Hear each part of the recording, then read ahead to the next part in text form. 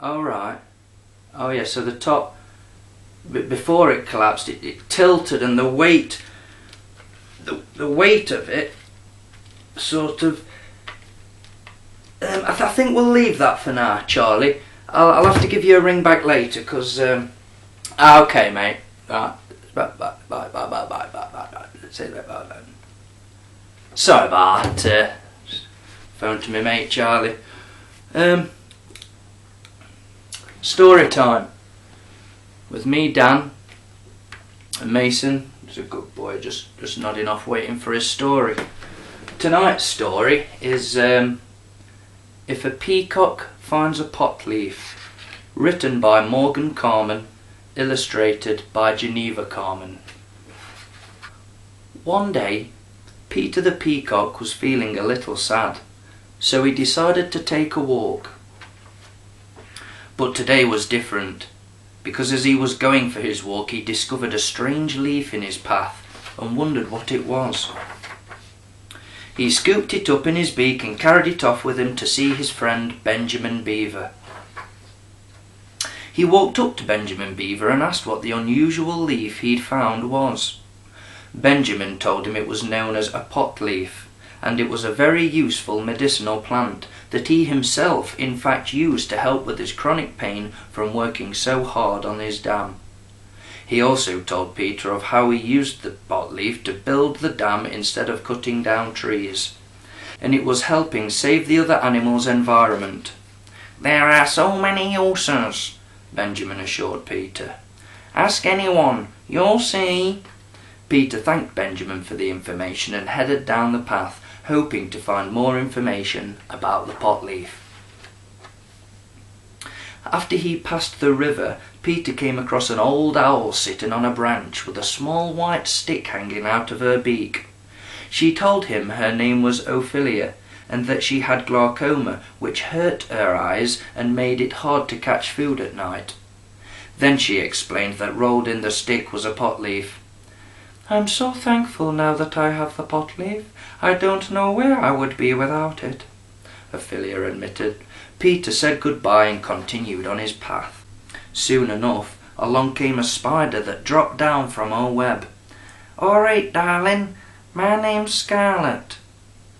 I've been working very hard weaving this web, and I've been waiting for someone to come and admire it with me. Not long ago I suffered from awful migraine headaches that I couldn't bear to even think of spinning such an intricate web." "Well, what changed?" Peter asked. "I started vaporizing the pot leaf, and now look at my web. It really is summat, Scarlet, but I should get going." And with that, Peter was back on his way. Not too long after meeting Scarlet, Peter stumbled upon a curious creature. "I'm Cletus the camel," he announced. "Wow, I've never seen a camel in forest before. Where you headed?" Peter asked. "I was just taking a walk to chew some pot leaf stems so I can eat at my family reunion. They say it's a side effect of pot leaf that it increases your appetite. But when you can't seem to get hungry on your own, it's helpful to have. And as for dry mouth, well, I've got that covered," Cletus says, looking at the two humps on his back that store water. "Well, I'm finally hungry. Better get home." They exchanged goodbyes, and Peter was back on his journey.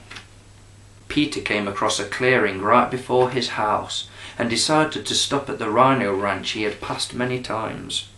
He was greeted by an old rhino that he later learned was named Rocco. Rocco had once been a strong, healthy rhino until he was diagnosed with cancer. Rocco told Peter of how he had to undergo harsh processes called chemotherapy that left him feeling constantly nauseous. The doctors tried to treat him with prescription drugs, but nothing helped until he was recommended to smoke the pot leaf. It was finally something that worked without the side effects of harmful prescription drugs. Peter promised to return to the rhino ranch, said goodbye, and was back on his way home. He stopped as he walked past his neighbour's house. The 4 Rasta pigs, they were known pot-leaf patients, but Peter didn't actually know why they needed it, so he decided to stop by and ask. He knocked on the door. "Who's there, man?" one of the pigs called from behind the door. "All right, I'm Peter the peacock from next door." They quickly opened the door and snatched Peter in. "What can we do for you, man?" the 4 Rasta pigs said in unison. "Well, actually, I was just wondering why you needed a pot leaf. I've run into so many creatures today that it helps. I was curious how you became patients," Peter replied. The 4 Rasta pigs took turns telling Peter of how they'd been losing sleep ever since the wolf moved in next door. Eventually, they went to a doctor and found out they had insomnia. Their doctor recommended pot leaf because it was natural and wouldn't harm their bodies, but it would help them sleep. Peter thanked the 4 Rasta pigs for answering his questions and said goodbye. As he was pushed out the door, a very frantic-looking rabbit hopped up and Peter heard him say, "Oh no, I'm late. My doctor's appointment was 30 minutes ago. I'm late, I'm late, I'm late." Peter wobbled over to the mysterious rabbit. "All right, Mr. Rabbit, are you lost?" "Oh no, my name is Rupert and I'm not lost, I'm just late, very late indeed.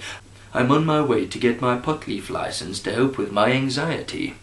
"Wow, pot leaf helps with anxiety too?" Peter asked. "It sure does. But I better be going. Don't want to keep the doctor waiting now," Rupert said as he hopped off, and Peter thought of all the different creatures he'd come across that he never would have suspected were pot-leaf patients. He was amazed by the array of conditions it helped and wondered if it could help him too. As Peter watched Rupert the rabbit hop off to the pot-leaf clinic, he thought of how depressed he'd been lately, and he decided to talk to his doctor to see if the pot leaf could help him feel better. It would be natural, like the 4 Rasta pigs mentioned, and wouldn't have all the side effects of prescription drugs for depression. Peter gets his pot leaf license, tries it, and finally he feels so much better. With a smile on his face, he fans out his colourful wings and shows off his beautiful feathers. Peter has found a natural way to feel good, and he is happy again thanks to the pot leaf. The end. So I think the moral of that story is always be curious when you find something unusual and strange that you've never seen before. Ask people what their experience is of this new found thing. Have a good night.